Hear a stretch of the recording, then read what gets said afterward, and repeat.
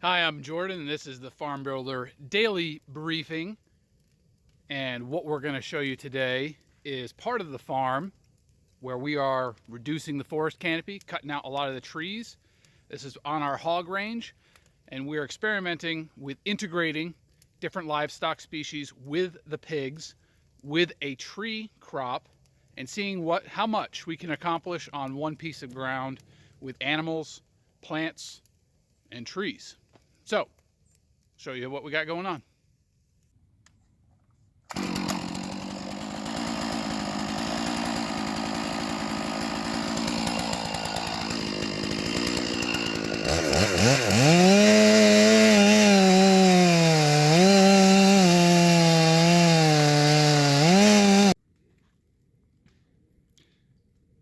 So it is a wonderful Virginia evening here for February. It's not raining. The sky is blue.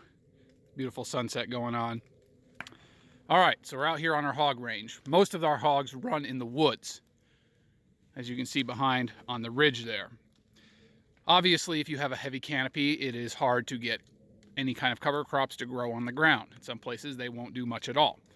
This is about a 2-acre chunk up here where we are experimenting with getting rid of most of the canopy except for black walnut trees. And why black walnut trees? Well, A, they're a valuable timber crop, so we'd love to give them space to keep growing. Obviously, they produce black walnuts, and I've been wanting to experiment with selling the nuts as a crop. We'll see if that happens some point in the year. Black walnut syrup is another potential enterprise coming from these trees. So there's several different profitable things we could do just with these trees. So we're going to leave them.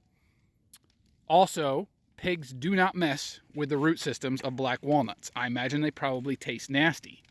They don't mess with the trees. They don't chew on them. They don't root around the roots. They just leave them be. So it's an ideal tree to leave to shade the pigs. And those other effects that we get with the nut syrup and lumber, those are just some awesome secondary effects. So we're opening up the canopy. You can kind of see what we're dealing with here. And we'll seed this in with a cover crop once we're done. Let it come up, and then we'll move some pigs in, and then we will cycle through some of the herbivores.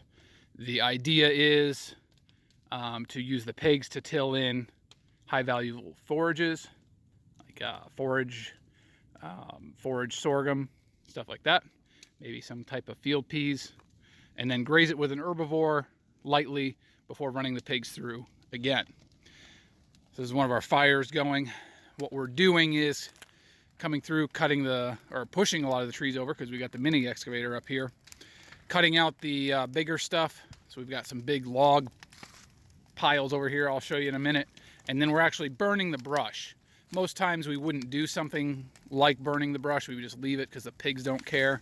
But we are trying to be able to come in and maybe run a harrow over this ground, or treat it a little bit more like a pasture, I suppose, than just a cut over area on the hog range. This is right on our property line. So this fence we actually put in 2 years ago. We punched a lane. You can kind of see where the grass is over here and over there. We cut that lane through this woods and had the fence installed, and so now we're coming through and doing our clearing. All right, some of the details here. Cost. This is probably costing about $2,000 an acre to do this, just in the time that we're spending out here. The machines, the excavator up here, that's a rental machine, so obviously that costs every day that it's sitting out here, and diesel and so on. This is not a cheap process to do. It has to be treated more like a capital investment, and then we will see what the return is on the forages that we get, and gain for cattle, and increased rotations with pigs and so on. We'll probably compile all those numbers later on in the year and share with you guys. In case you're wondering about the machines we're using, this is a rental mini excavator. It's a Bobcat E63. Awesome machine, and for the low sum of $100,000, I could have my own. And then we've got our skid steer, which is a T300, which is a machine that has been our absolute salvation this winter. in the insane amount of mud that we've had. There's a lot of days we won't even take tractor out in the field. Everything is done with a skid steer because it is so sloppy. If you're wondering, this old house over here, old timer lived in here till like the mid 90s, I'm told. And when he passed away, the house was just kind of let go. The roof is still there, and it might be something that we do as a little restoration project down the road. Don't know. But I was going to show you guys here, and then we'll wrap this video up. This is our log piles. And what we're doing is just separating the sticks into two different piles. On the right here, this is all hardwoods. So a lot of cherry and locust, some oak. And then over on this side is all of our soft woods, which is pretty much 100% Ailanthus tree.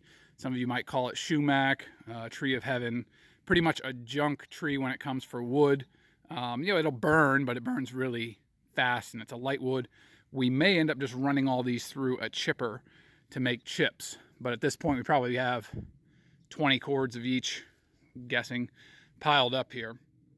And we'll just let them sit over the summer and dry, and we'll probably sell the hardwood off.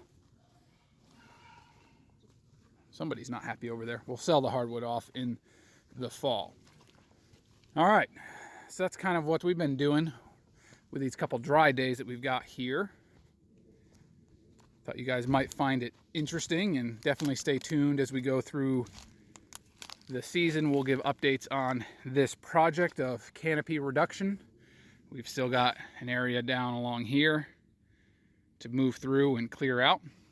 This was the old cistern next to the house, and so I've just dug it out some as like a little pond, and we'll fence it off, keep the pigs out, but it just gives us a little water point. And what's interesting, this is the highest point on the farm, and we have water right here, maybe because it's rained so much, but it's actually had water in it the whole time. It's probably why it was a cistern back in the day. Maybe we'll be able to do something with that down the road.